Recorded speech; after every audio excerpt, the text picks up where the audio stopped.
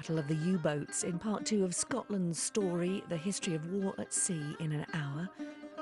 Now, window seats booked on BBC4 as we speed over to Didcot to join Peter Snow, Hannah Fry and Dick Strawbridge for Train Spotting Live. Hello and welcome back to Train Spotting Live at Didcot Railway Centre in Oxfordshire. And look at this wonderful train. Very beautiful. It's lovely, isn't it? It's a funny old thing. It's a 1940s job, a sort of all-in-one coach, a rail car it's called, diesel. Now this is the show that celebrates the intrepid rail enthusiasts. Fired by their passion and dedication, we marvel at the thrilling ingenuity of our entire rail network, the oldest in the world, and the trains, the landscapes, and the engineering that's made Britain what it is today. Now, last night we asked you to get involved, and my goodness, you did. So let's take a look at some of the fantastic clips that you sent us. Now, this first one is a Class 68 at Warrington Junction, spotted today at 12:59 by Andrew Wright. And we have a couple of pictures as well. Here is the Jacobite at Fort William. Black 5, what a beauty. Indeed, spotted by Jane and Simon Binion. And then Class 37 at Shieldmoor, spotted today at 16:25. Ugly looking thing, I reckon that, but never mind. Tonight we'll be focusing on diesel locomotives, and there's one that's probably pulled more passengers than any other class of train. I can remember when I was a lot younger, the excitement of this loco arriving on the scene. A homegrown design classic and an enduring symbol of the British rail network. It's the Intercity 125. There it is, yeah. And that's what we're asking you to spot tonight. Just look how modern it looks even today. Yes, indeed. Great. Lovely. Now, I am a mathematician and I'm going to be looking at the equations behind the shift away from steam to show you how it all happened and we ended up at diesel. We also have our very own engineering marvel, Dick Strawbridge, out and about again. Where are you tonight, Dick? I'm a stone's throw away from you, just 24 miles down the Great Western Railway in Swindon, a station, and wait for it, that hosted the earliest recorded refreshments room. But we're not here to eat, we're here to spot trains.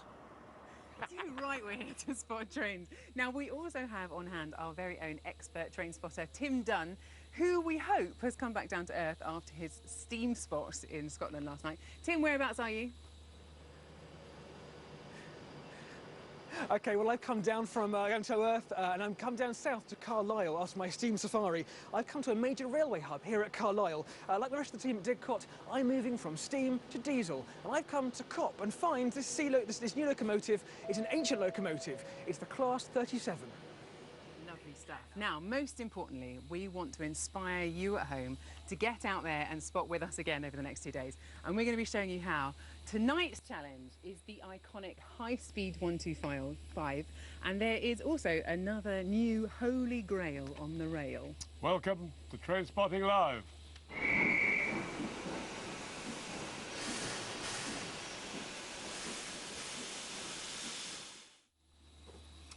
Hello. Now, of course, tonight we are mindful of today's rail crash in Italy, and our thoughts go to the friends and family of those affected. This tragedy emphasises how vitally important safety is on the railways. And later we'll be looking at the mechanisms that routinely keep the network running safely. Now, we're joined once again by Bob Gwynne of the National Railway Museum in York, and here to help us sort out our 37s from our 43s and our 125s from our 66s. Bob, all of us are a bit nostalgic about this beauty, this steam engine over here. Now, why are we supposed to love the diesel? Well, because that's the world we live in now. And of course, the diesel engine was the way the railways modernised, moved away from steam. They were cheaper to run because they needed less men to look after them. And that's the way we moved into this high-speed world we live in now. OK, well, let's look at some of the spots that have come in overnight. What do you make of these ones now? Let's have a look at them, Bob. Here we have a 66, I think, coming towards us, is it? Yeah, there we go. This is David Bradley and Spalding sent us this. There it is, the 66.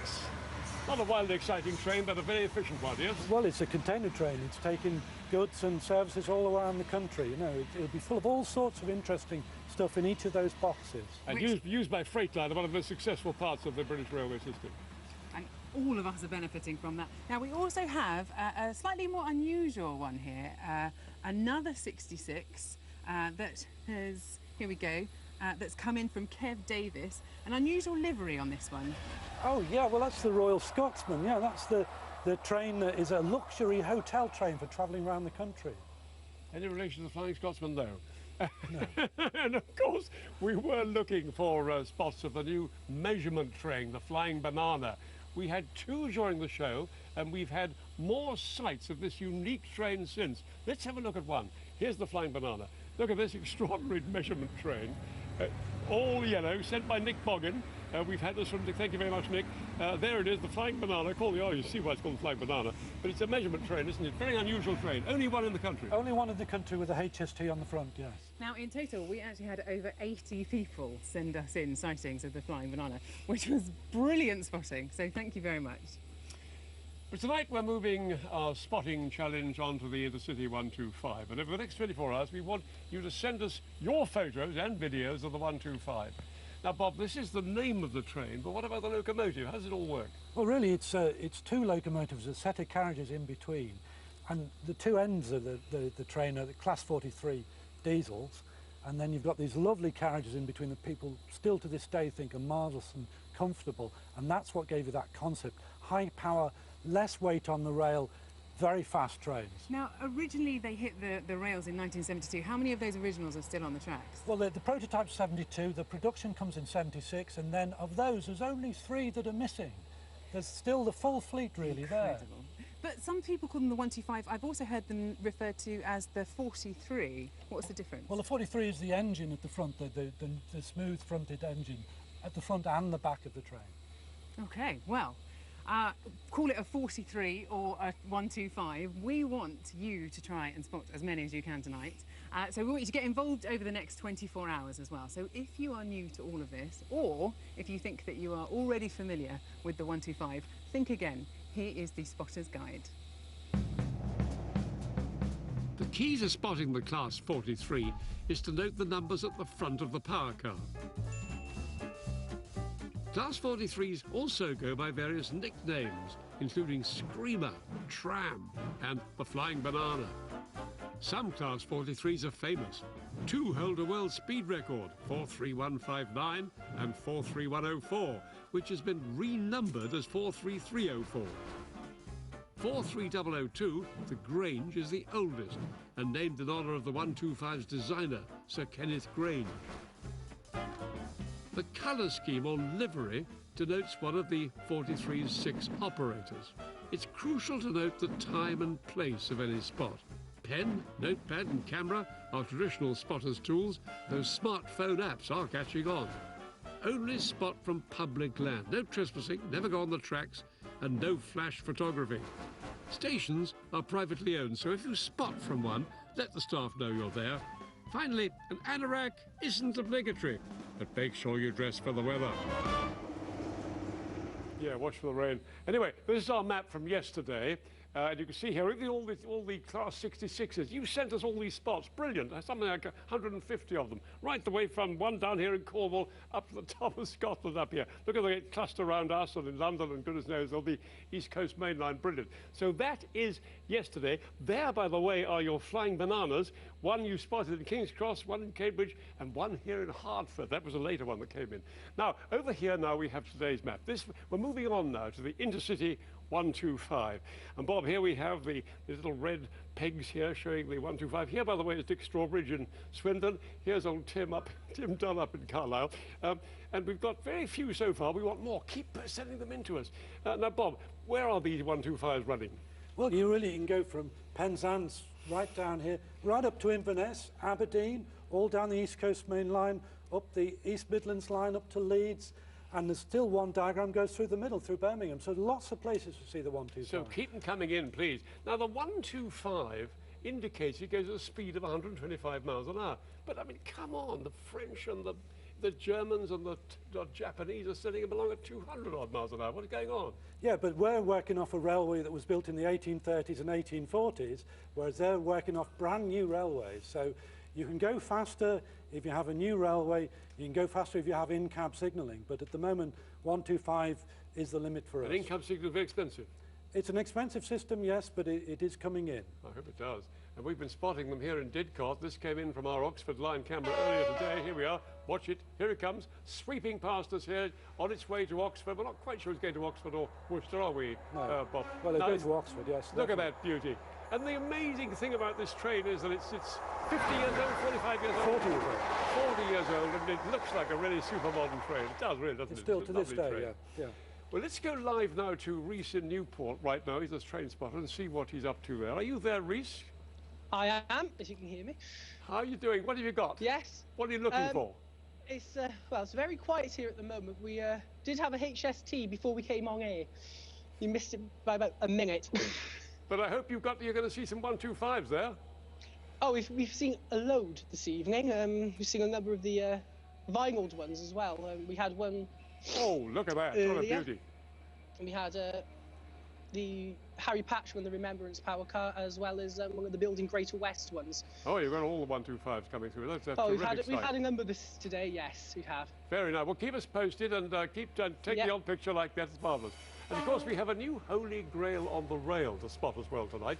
It's an elusive beast of burden. Tonight, over the next 24 hours, we want you to track down at least one of the 6 mail trains out on the network. Here's what it looks like. I just watched this guy coming along. Here he is. He's actually red with a great yellow stripe. And these are the mail trains. There are 6 of them in the country. Easy to spot. Look at the colour of them. Royal Mail. Those are the ones we want, so let's have them. Bring them in for us. Send us videos and pictures and spots and goodness knows what else. Bob, how important are these mail trains? Well, they're really important. I mean, basically, they're moving all your mail up from London to Scotland, or from Scotland to London, with a hub in the middle in Warrington. So you've actually, you know, that bill you don't want to receive, it could well be on that train. Good, excellent. Now, these trains can be unpredictable, but let's see what you can do. Send us your pictures and updates either via social media using the hashtag TrainSpottingLive, don't send to Spain, or email us at trainspotting.live@bbc.co.uk. We'll catch up with what you've said later in the show. Now, it is the iconic aerodynamic design of the 125 that really set it apart. And that design was down to a young graduate, Kenneth Grange, who was to become perhaps the greatest industrial engineer, designer, I apologise, of his generation. I went to go and meet him. The Intercity was quite a modern train, really. Yes, I mean, I think modernism is the key word in all of that period. It gave real substance to the belief that the railways were going to be reborn as a really modern institution. So tell me about its new technology that it used. Believe it or not, the front of my train is effectively a plastic train. And it came out of the railway's own plastics laboratory, allowing shapes that hitherto would have been extremely difficult, or at least expensive, to make in traditional materials. We could make it any shape we wanted as a result of embracing this new technology. Sir Kenneth was originally asked just to create a new livery for the Intercity 125, but he couldn't resist a challenge. I'd never done anything like a train, anything of that sort ever before. We had quite a lot of time, like a number of weeks in which to work. And I thought interesting it would be to have a go at redesigning it, because it was okay, but fairly blunt, rather predictable, I would say. We used to make a model in the workshop during the day and take that model down to the Imperial College, where we bribed somebody to wind up the wind tunnel. Using smoke trails, we daily developed some shapes into more or less aerodynamically efficient. The prototype was a great success, but a fresh design challenge came when ASLEF, the Train Drivers' Union, asked that the cab have 2 drivers side by side instead of 1 on the grounds of safety. This would mean a much bigger driver's window. It had a negative effect upon the aerodynamic. Oh, really? Oh, yes, that would have been absolutely a problem. And I remember one key, really a key moment in the whole time when I was at Derby with the chief engineer, and we were just going over the ground again, and I said, well, look, just supposing we could do away with the buffers. And to his everlasting credit, he said, well, it is true that this train, which we've never made before, has a power car both ends and will not be used for shunting. We won't need buffers. That allowed me then to go back to the drawing board and sort of exchange the airflow. So instead of smoothly going down the sides, it went much smoother over the top. Hence the shape you've got now, and hence this particular characteristic peak that the thing has. When you look at all of the things that you've designed, I mean, there's some pretty good things in that list. I mean, you've got the Kenwood mixers, Kodak Instamatic, all sorts of these things. But does the Intercity 125 manage to get a special place on your list? Well, my little chest puffs up when I walk past it, of course. But it started as a decorating job, and it turned out to be best job in my life. Imagine if Sir Kenneth had just worried about the colours and painted it instead of designing that wonderful train.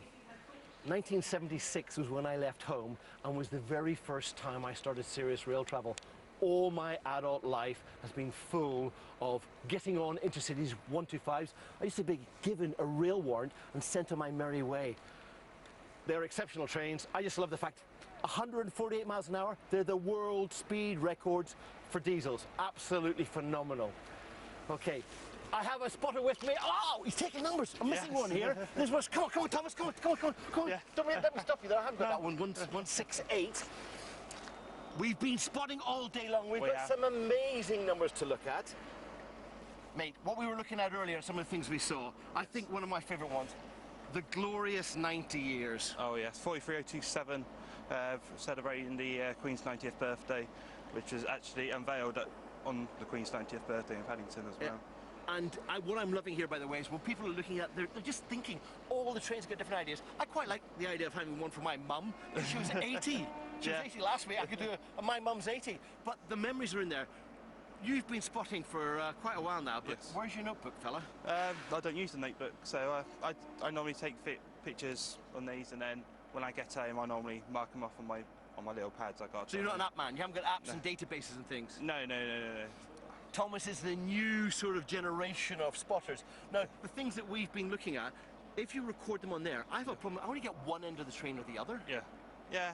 Maybe you should be concentrating a bit more, because it's quite difficult because there's numbers at both ends of these trains, and that's keeping, you know, as for me, I've got an odd number of 125s. It doesn't seem to make any sense. Yeah, the reason why there's two engines is they use a push-pull type thing. Push-pulls, there we go. Okay, we've got a very special train coming through. The Sir Kenneth Grange is coming through later on this evening, and it's going to be going past you first, Peter. Right, Dick, he's the legendary man, Kenneth Grange. Of course, you've designed that 125. And do keep your 125s, your spots coming in. Now, we're going straight up to Tim, who's in Carlisle. Tim. That's right, I'm in Carlisle Station, and my mission tonight that I've gladly chosen to accept is to hunt down and cop one of these Class 37s. Now, we're probably going to hear it before we actually see it, because these locomotives are known as tractors, so called by Grice's enthusiasts and spotters because the agricultural reverberating sound of the machinery, the engines inside, these things are loud.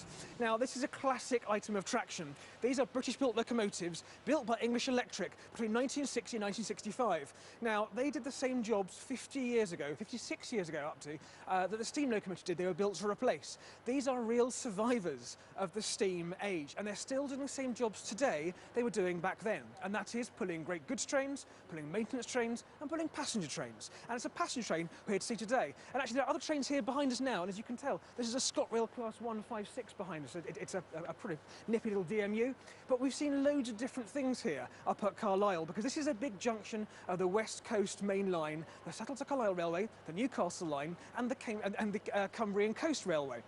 Now, all those different trains, we've seen several interesting things. So just earlier on today, we've already seen Class 66, 66192 coming light engine through the station earlier on today. We've also seen 66737, Lysia, which is pulling a coal train over to a power station. These coal trains are far less common than they used to be because, of course, we're going to renewable energy these days.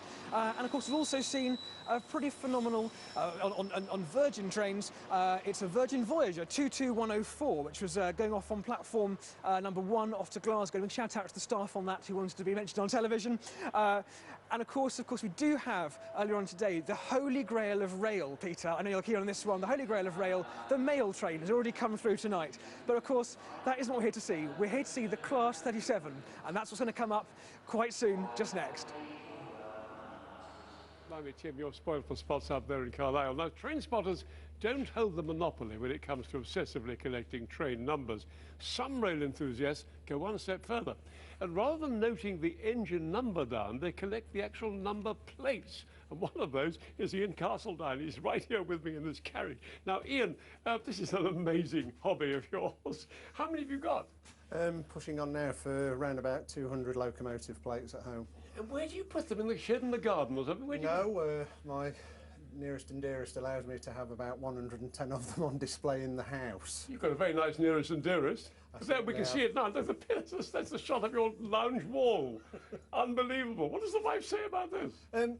I've always done this, so she's got quite used to it by now. Actually, anyway, tell us all about it. What have you got here? Where's your favourite?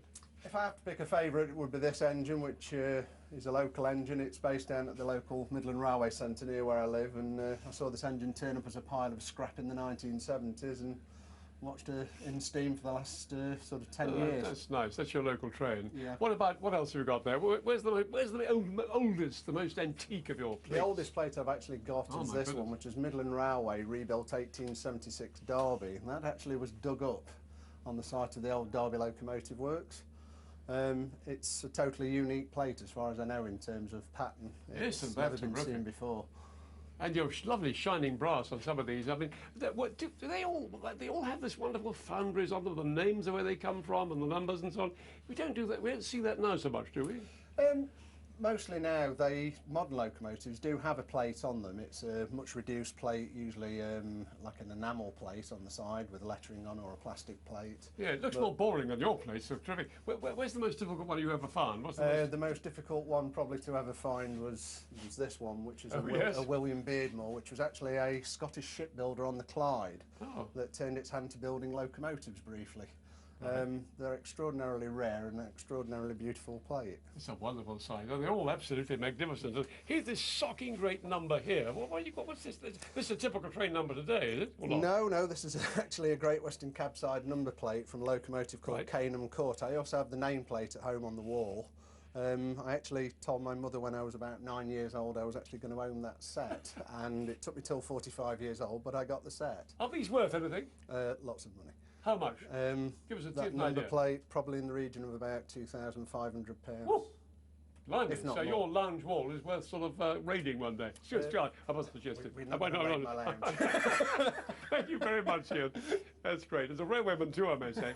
Now, it's all very well for two young lads like Ian and me banging on about railways. The world of rail enthusiasm needs fresh blood too. And luckily, there's plenty to be found in the most unlikely of places, including the rather wonderful Megan. If I remember rightly, it was 2 summers ago. Yep. You were a typical female teenager, which is Ed Sheeran, shopping, more Ed Sheeran, more shopping. Yeah, nails. And nails, yeah, horrible nails. And now you was a trainee fireman, which is absolutely great. I still can't get my head around it, but it's been 2 years now. I mean, you can even weld now. Your boyfriend's taught you to weld, and I wouldn't know which end of a welder to start. Not on the hot end. Not on the hot end, yeah, that's a good idea. Every day. The passion didn't really start until 3 years ago. I was completely bored with my summer holidays, just finished GCSEs, and the workshop foreman here suggested that I borrowed a pair of boots, borrowed a pair of overalls, and gave it a go. So I did, and literally since that day, I have been completely obsessed with steam, and it's just grown and grown and grown. There we go, handbrake up. It's clear down that side. And it's clear my side. So this is the loco that we're currently refurbishing. We've got as far as putting the boiler on and putting the smoke box on, and our next project is sorting out the smoke box door and making sure everything is where it's supposed to be. Hopefully when it comes back into steam, which shouldn't be too long away, I'll be able to look at it going down, and I'll be able to point it out to people and say I helped make that bit, helped doing the axle box. I lowered it onto its wheel sets, and chuck some coal in it one day as well, hopefully. I'm picking up vibrations. She's giving me the anxiety. Waking up at 6:30 to come and play on the steam engines completely chucked out my girly girl life, because 6:30 in the morning you don't have time to put your mascara on or anything. What's the point? You're going to get absolutely covered in black anyway on the locos. You come off looking horrendous, but it's brilliant. Go home, have a shower, everything's fine again. So I've just coupled the loco back up to the train using the coupling and the vacuum pipe. As you can see, my hands are filthy from doing it. This is my all-time favourite engine. It's Dougal. It's so small because it was worked in gasworks, and I love it because it's just so small and cute.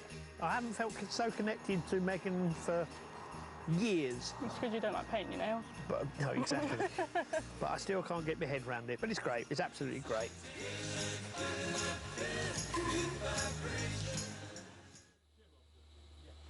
The move from steam to diesel was a huge upheaval to the railway. But why did Britain embrace this move? Well, an equation can help reveal why.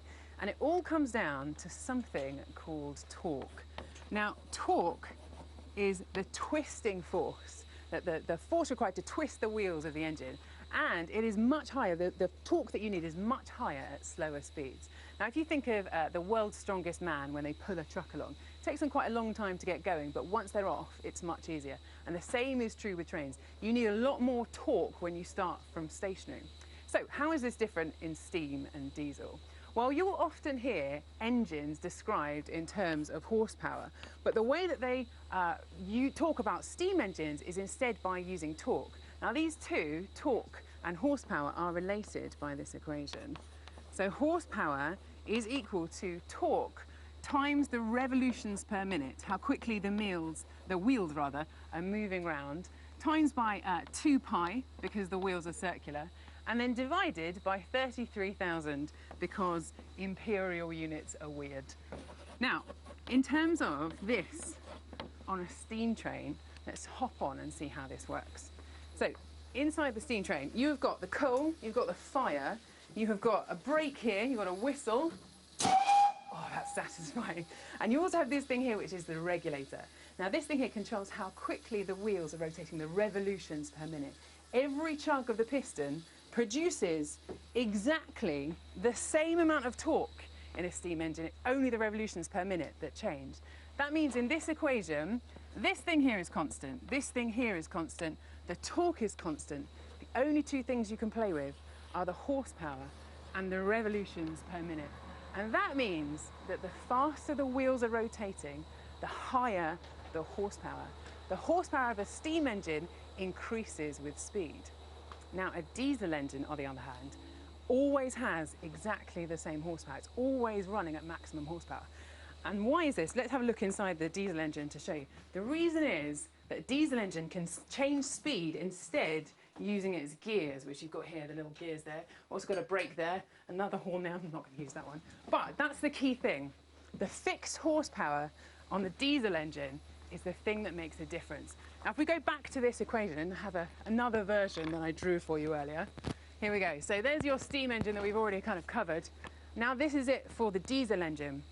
The diesel engine, the horsepower instead is the thing that's fixed. This is fixed, this is fixed. These are the only two things that can move. Now, because this equation has to stay equal, the horsepower overall has to stay equal, that means that at slower speeds, at slower revolutions per minute, you have to have a much higher torque. And that means that diesel trains are much better at pulling the train forwards, especially at slow speeds. And this is especially important when you're stopping and starting a lot, and as you are in the UK between lots of stations. And if you add to that, the diesel engines were much more fuel efficient, they distribute the weight much better at slower speeds. It was a clear winner between the two, unfortunately. I'm a bit confused about one thing. That is the most trains now are diesel electric, aren't they? Yes. So what's actually driving them, diesel or electric? Yeah, so this one here is just full diesel. Not but this one. Diesel electric is... Hannah, we've got to go to Tim very quickly. Sorry. Tim, over to you in Carlisle. Okay, as you can probably hear and you can probably see, the Class 37 has actually just come in. In fact, it came in just a little bit early. It's 2031 it was due in, but it came in, as you can probably see, just a few minutes ago. It came soaring up the platform in quite a magnificent way.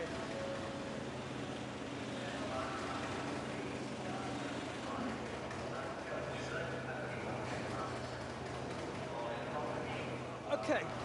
So, as you can imagine, this thing came straight in. This is concrete Bob, this locomotive. This is 37425. It's come up the Cumbrian coast just now. Now, these machines are quite remarkable. As you can hear, they're quite loud. The tracks, as I said, are named after the massive noise of the engines inside. Now, there are about 40 of these left on the main line. Some are owned by DRS, as you can see, Direct Rail Services. Some owned by Carlisle Rail, some by West Coast, and some by DB Schenker. All different variety of colours, different types, and different sorts. All slightly different in their subclasses. And this particular locomotive is quite a stunner, has to be said, and it's been named Concrete Bob on one side, and the other Sir Robert McAlpine, the same person. Incidentally, this machine is named after that man who actually helped build the West Highland line that we saw yesterday. That concrete viaduct at Glenfinnan you saw in Harry Potter was built by the man this locomotive was named after, in a rather nice sort of turnabout face. Now, there are another 40 of these locomotives in preservation all across the UK in different lines, and as a magnificent example, for example, down in the west, down the West Country, the Gloucester Warwickshire Railway, who just restored one of these magnificent beasts, these tractors, to its former ex-works glory in British Rail livery. Now, as you can see, right now this is just chuntering away slowly before it heads off back to the depot at Kingmore Depot, just north of Carlisle. It's got a full team of passengers here. Now, this machine is now going to head off. So I think it's just about time perhaps we have a look at another locomotive we've seen, a 37, restored to similar condition, but in British Rail large logo livery.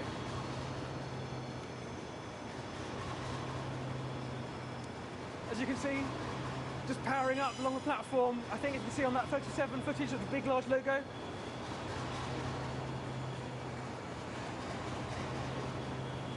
And then I think it's back to Peter in the studio.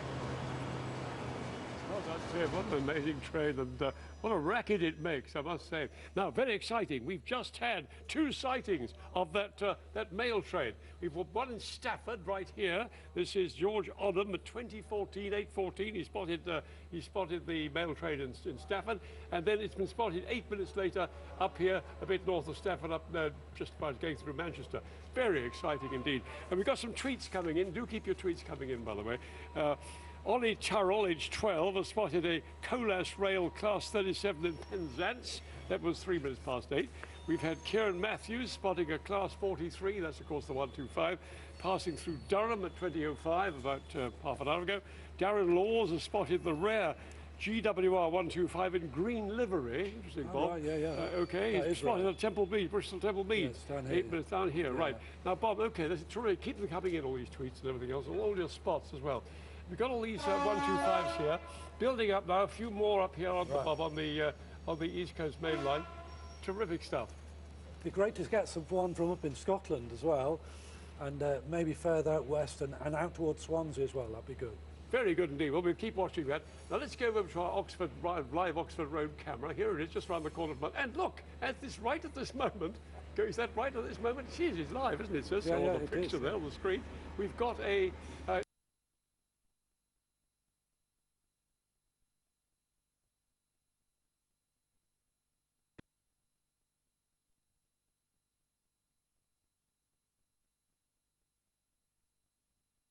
somewhere in, somewhere like Felixstowe, goodness knows. Where would you reckon, Bob? Well, Southampton, I would think, that train, yeah. Okay.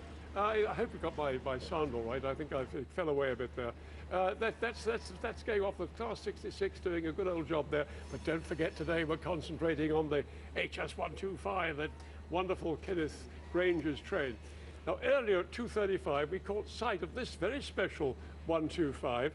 And this very special one is the Kenneth Grange. There she is. And that is the train named after Sir Kenneth Grange, the man who designed this wonderful 125. And it's got Kenneth Grange as the name of the train, isn't it, Bob? That's right. That's in the original livery from when they first came out in 1976.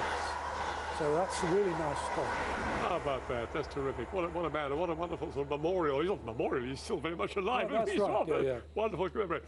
Now, we're going to have a video call now with Malcolm and Crewe. Malcolm, you're a train spotter in Crewe. Tell us what's going on there. Hello, Peter. Yes, here at Crewe, we've had lots of Pendolinos through. We've currently got quite a lot of London Midlands have arrived into Crewe. There's a couple over in the bay there. We've had... and we have another London Midland in the bay. Great stuff. It's all happening. A Crewe, of course, is one of the big centres of the railway system in Britain, isn't it? I mean, it's where a lot of trains were built. The 125 was built there, wasn't it? You still hear me, Malcolm? Big works, and there's a heritage centre as well, so there's a lot going on here in Crewe. Great stuff. Well, thank you very much, Malcolm. We may come back to you if we get something else there. Okay. Now, we've had one spot of this diesel train sent in. Here's a DMU, a diesel multiple unit. Many people travel on not a 125, but a so-called, there it is, there's the DMU. Bob, what's different about these diesel multiple units from the HS 125? Well, they're self-propelled trains, basically. So the 125 really has got a locomotive either end of the set of carriages, whereas a DMU is a self-propelled train. And it goes back a long way. I mean, 1903, the first one, it's just being restored now. It was built in York, and it goes back all that way, a long way. Of course, many people, Southern, for example, are travelling on DMUs the whole time, aren't they? They're everywhere. Well, they're local trains and fairly long-distance trains as well. You know, your Voyagers, they're DMUs as well. So you can travel a long way in a DMU in Britain. Good. We're going to have pictures of that mail train, by the way, that one that is creating a nice record for us going up. I wonder where it's going to get to. Maybe it'll get up to, maybe it's going to Scotland. As we've seen, every conceivable type of train and locomotive has its dedicated group of spotters and enthusiasts. And the Intercity 125 is no exception. It's no surprise that this iconic train has a group of dedicated fans, many of them experienced engineers and railwaymen who call themselves the 125 Group. The long-term aim of the group, when we set up 22 years ago, was to preserve a production 125. But that train is so successful, there are none for us to preserve. I don't think any of us expected them to still be going in 2016. You know, we thought maybe 2000, 2005, we'd have our hands on one. So you thought by this time you'd have a fleet of the old service.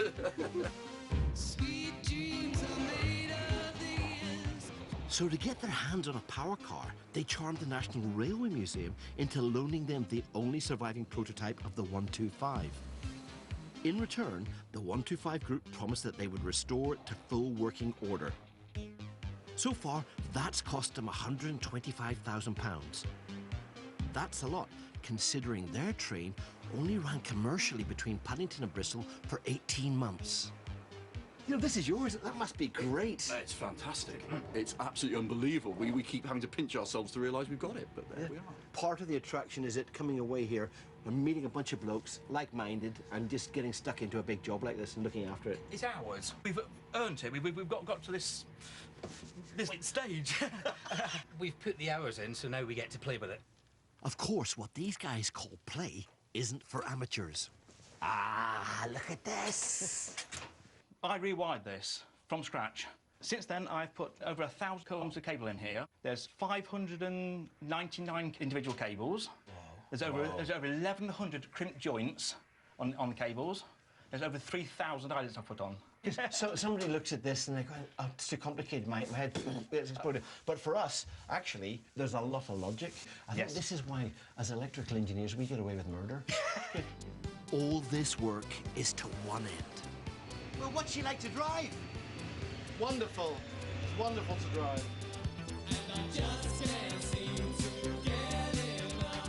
It's easy to forget that the 125, cutting-edge technology in its day, was launched a mere 8 years after steam engines had been officially phased out. Well, back then, the drivers who would be put forward for driving this new high-speed train, they would be more used to driving old steam locos than a space-age looking train like this. The controls are actually arranged around the driver with all the dials, the speedometer in easy view. The power of this? That's 2,250 horsepower, yeah, all controlled by this power controller here. We've got 5 notches of power, so notch 1, notch 2, and into notch 3, notch 4, and the best one is full power, notch 5.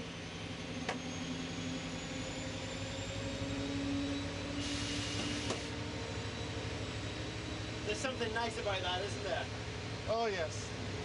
I suppose the proof of the pudding is it's still running after 40 years? Yeah, 40 years going strong. You pleased with that? Oh, yes. The public like them, the staff like them. John isn't pleased with that. He wants a train. I know. I love hearing the power in that motor. It's amazing. You can tell John's really happy being a train driver. Now, I've got some different sorts of spotters with me today. Gary and Kip.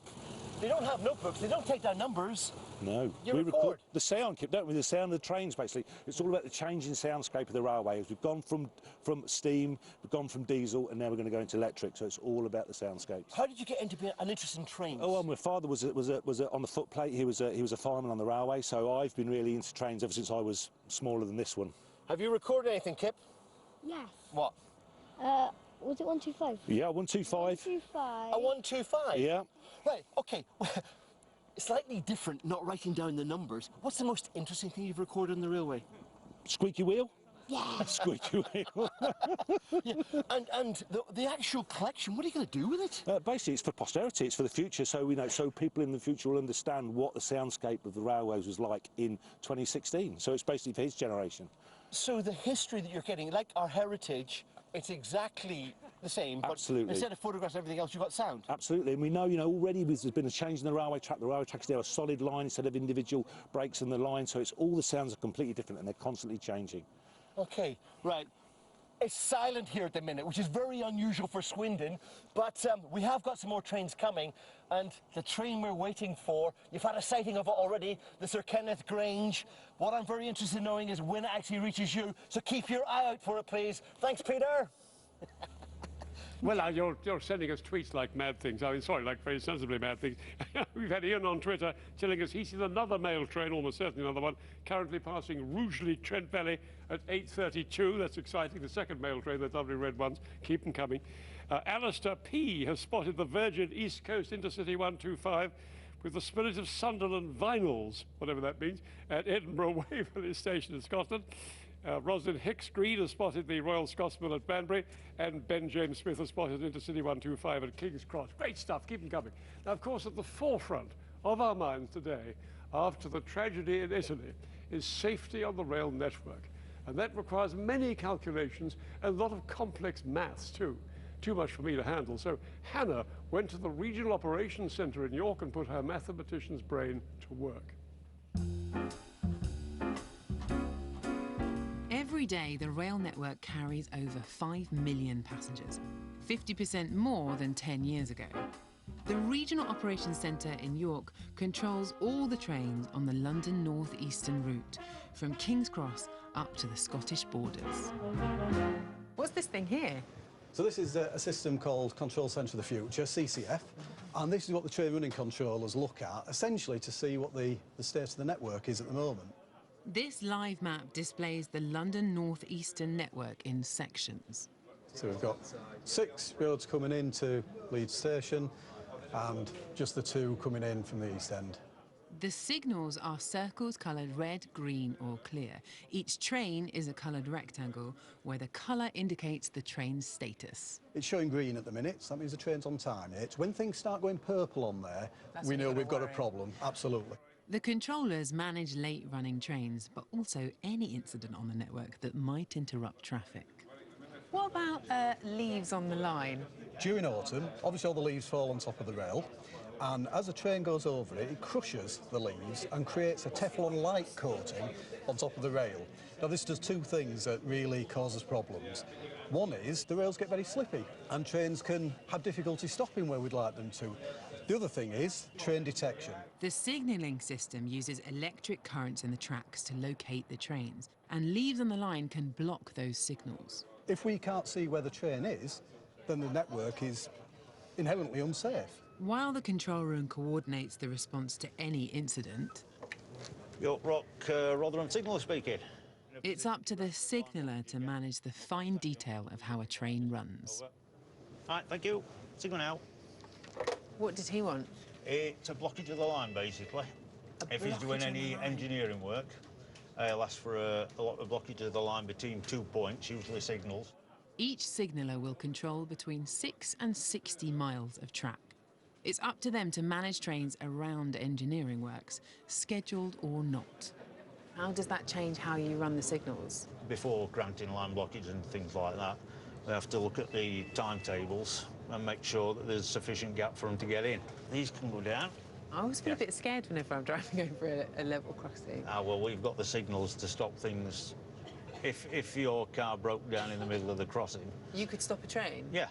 How much does the sort of automatic systems that are running in behind the scenes help you, and how much of it is you using your experience? If you was doing it all on your own, it would be a nightmare, because you'd be clicking left, right and centre. Constantly. Your cursor would be flying across from right to left, it'd be like table tennis.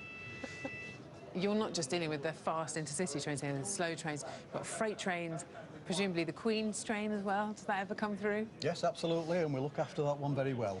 And when you do you make all the signal lights go green for her? We do our best to make that happen, yes. Good citizens. Fascinating stuff. Now, you may think I'm sitting in a sort of cattle truck here, but actually I'm sitting in an old third-class carriage with Roger Orchard, who's the manager here at Didcot Railway Centre. Now, what is this? This is a third-class open carriage from basically 1838 in the days of Brunel. And this was for use by third-class passengers travelling from Paddington all the way up to Bristol. Bloody uncomfortable. I mean, these are wooden seats. Yep, that's right. But it was the way that people in those days, they'd never experienced, train travel. Sure. And horse was the fastest thing. So this was a brand new world for them. This expanded rail travel to lots and lots of people who could then afford to spend lots of money on it. That's right. And so it was the first time many people had got out of the villages and towns that they were in. So a whole new experience for them. Uncomfortable and exposed to the air, wide open. That's right, yeah. I mean, it was an interesting journey, sparks and soot, etc., from the chimney of the steam engine, landing on top of your head, and then freezing cold in the winter. I like the notice up there. It says when the sparks from the engine will come, the best place to be is in the carriage furthest from the engine. I think it is. That's right, very much so. Thank you very much. Okay. Thank you very much, Roger. Now, we're going back to Dick now. If you're right about spotting, then be warned, there's one train that may be more of an apparition than a spot. Only one man was up to the job, and Tim tracked it down and hitched a ride on the ghost train.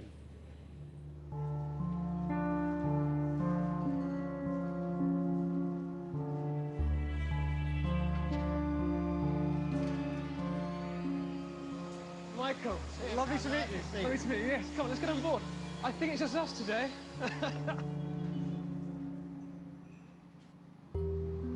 Gosh, we're leaving now on the ghost train. Michael, why are they called ghost trains? It's a ghost train because it's the only train of the day in this direction along this particular line. And I did notice, Tim, as we got on this train, this was not advertised on the departure board at the end of any board at all on the station. So it is a quintessential ghost train, and it's done to keep the line basically open. Right. To close a railway is very complicated. You have to go through lots of procedures. It's easier to keep the railway open than to go through all the statutory procedures to close it. It's an administration exercise. It is, although Chiltern Railways, who operate this train, would say it's for driver training. Which is very useful as well. Yeah, very useful as well. Now, in its day, this was a very grand line. This was the Great Western Main Line to Birmingham we're on now. It's a rusty single track, but once the great locomotives of the Great Western Railway raced up here in 2 hours with their trains to Birmingham. King classes, the King class, the Castle classes. Yes, the Saint class, all the great classes of the Great Western Railway came along this line. This isn't the only ghost train in Britain, of course. There are lots of ghost trains. They're all around the country, and some people estimate there are about 50 ghost trains or ghost stations around the country where the obscure services start and begin at strange times with strange people like us. There are people who actually, train spotters, who actually spot ghost trains, and they're known as ghosties. So sometimes we find they're called ghosties. Brilliant. And sometimes when you find 1 or 2 people on a ghost train, you can be reasonably sure that they're ghosties. So against all odds, it turns out we're not the only people on this train. I'm here now actually with John and Peter, who are both on this remarkable ghost train heading north to West Ruislip. What on earth are you doing on this railway? I've been up and down this track on trains for 10 years, never on a service train. Oh, wow. So I had to come and ride this train. And when John said that he'd never done it, it seemed a great opportunity for a day out. So we've worked it down and we're going back again. The next station is West Ruislip. This train terminates here. All change. Here we go, end of the line.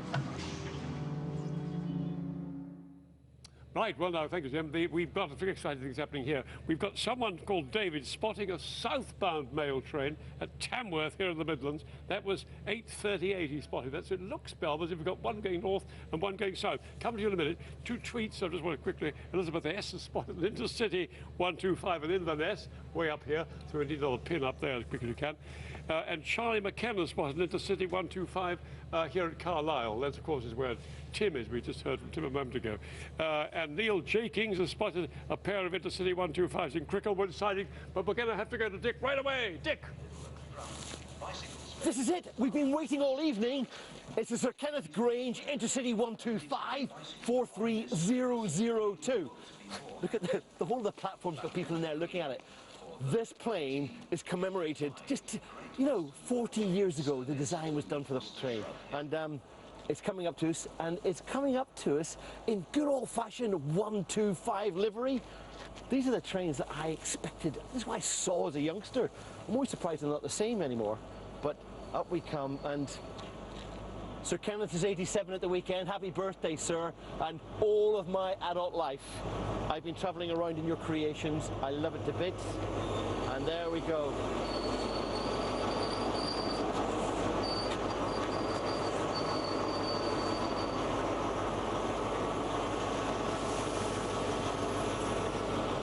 This plaque has been designated as of historic interest and is part of our railway heritage. So the plaque will survive long after the train is gone. There's a bit of history there. Do you know what? I've been collecting numbers for 125s. This is the most special one. But we have been collecting lots of numbers. Come on, Thomas. You need to tell me about some of the things we're doing, sir. Yes. Because I've got numbers galore. Now, first things first. I just love the hum of the 125 beside us, by the way. This is quite special, isn't it? Yeah? It's amazing. But we saw a class 59. Yes. 59207 we saw earlier, yes, on a freight train, just went going off towards Chippenham Way. Not many freight trains around this part of the world? No, not around here, no. This is really a good place to see freight trains, really, around this area anyway. I actually had 66192 come through as well. So a couple of freight trains, not many. No. But then, one of the ones that I was actually most impressed to see was Squadron Leader Harold Starr. Yeah, 43023, yes. See, I know the names and you know the numbers. I'm not quite getting into it yet. Squadron Leader Starr died in the Battle of Britain, but he was from Swindon, and so what we have here is some of the history from the town. So anybody looking at the trains will actually understand what's going on. They'll get to see part of the history of Swindon and they come to the railway station, which is a great part of it. Yeah. And of course, we've also got 43005. Yes, the new Great Western Railway livery that came out. Yes, we've got 2 sets. There's 2 sets of them altogether. Right. Okay, so that's new because I haven't seen anything like it before. No, the company changed its name a while back and only had one train or one Intercity 125 set in green. Yeah. And then they added another one, just recently, about a month or so ago. So that was a very rare thing to see. Yes, it was. Yeah. There's only two of them sets. I'm feeling better and better and better about this because what I've got there is I've got a rarity. I've got the beauty that's beside me here. Oh yes. Yeah. You don't actually know, but trains like that, when I was your age, that was the only sort of train to go between cities with. Yeah. So I'm afraid I keep looking back because this is more special than the others. Now, the rest of the 125s we've seen, if you stay here, do you get to see most of them? Yeah, you pretty much see around about a handful. They normally do the same journeys all the time, so this train that goes from London to Bristol, they'll do Bristol to London, etc. normally, unless something happens. I did actually see one of them coming back, so I've seen it go both directions, which is all part of it. But we also, we've seen some of the little DMUs. Yes, the little DMUs, like 150s, 158s and 155s around here today, yes. The variety of those, I got confused. I'm new to this, I'm allowed to be a little bit confused, but when we were looking at the numbers, we had a couple of 150s. Yes. Yeah. I had a 158. Yes. Is that the same as a 150? No, they can go just a tiny bit faster, and they're normally formed of 3 coaches, while 150s formed of 2 coaches. Right. Probably.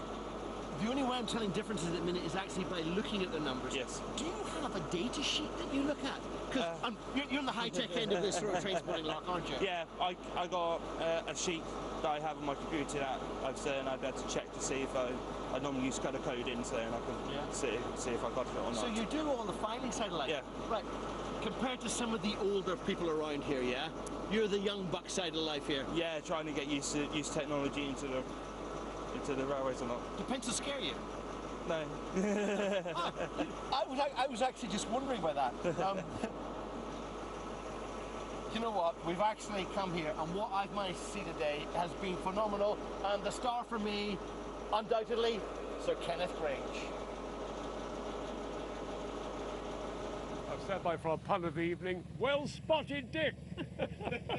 Now, we've apparently just had a picture of the mail train. Very exciting indeed. I'm going to show you a picture of the mail train now, I hope. Someone spotted the mail train. Very exciting. There it is. Look at that. Colin Taylor has sent us this. It's Warrington. We think the mail train might be changing in Warrington, don't we? From a British one, English one up there, another one coming up. Here we well done, everybody. This is brilliant. Look at that, Wealdon. There's a magnificent mail train on its way, possibly up to Scotland. Who knows? Wonderful stuff. We also have some tweets in, which is very good. The mail train spotted in Derby by Chris Watts, 2051, so just a couple of minutes ago. Paul Roberts has seen a Class 66 come in through Purley. Class 66s all over the country, Indeed, everywhere. lots of those, yeah, Of course, lots and lots of those.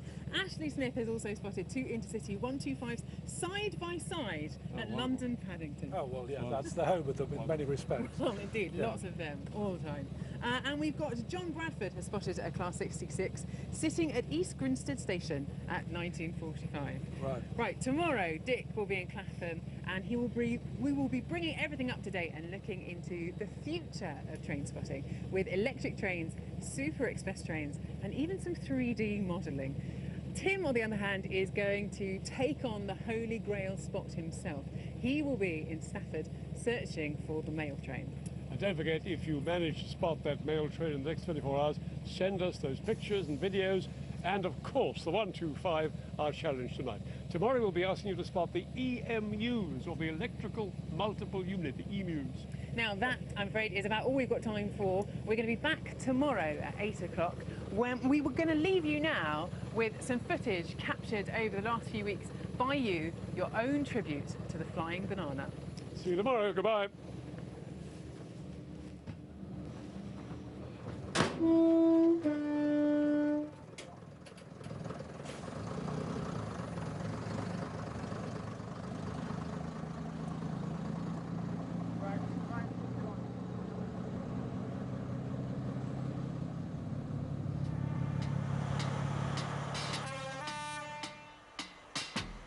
They call me Mellow Yellow, quite rightly. They call me Mellow Yellow, quite rightly. They call me Mellow